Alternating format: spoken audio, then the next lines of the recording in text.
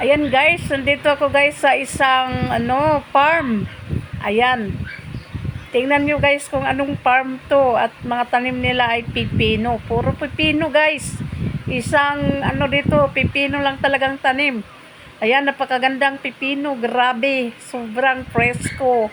At ito napuntahan ko nga ay talagang talaga ako guys.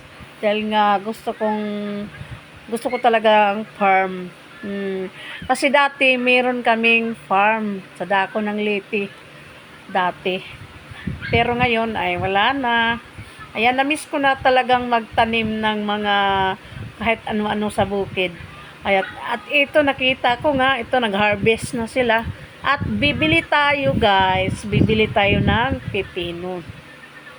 And tingnan nyo guys, napakaganda talaga pag magtanim, may ma-harvest guys, no?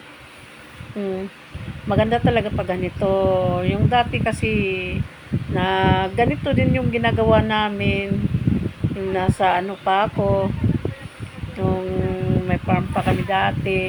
Nagtatanim yung aking mga mamagulang. Ayan, naalala ko tuloy. Ganito talaga. Lahat ng tanim namin ay talagang nakahilera. Talagang na-miss ko yun. At ayan guys nga. At ito, bibili kami pa. Tingnan natin kung paano mag-harvest. Ganun, ginugunting lang pala. Kinukuha yung mga bunga. Ayan. At marami din maraming bunga. As in talaga napakarami. At kailangan pala yung pipino hindi masyadong malaki. Kailangan harvest na talaga siya. Ng ayan tingnan nyo. Napakalawak ng dito guys. Napakalawak at talagang napakaganda ng area nila. Malawak talaga as in. Ayan, bumili lang ako at nag-harvest sila.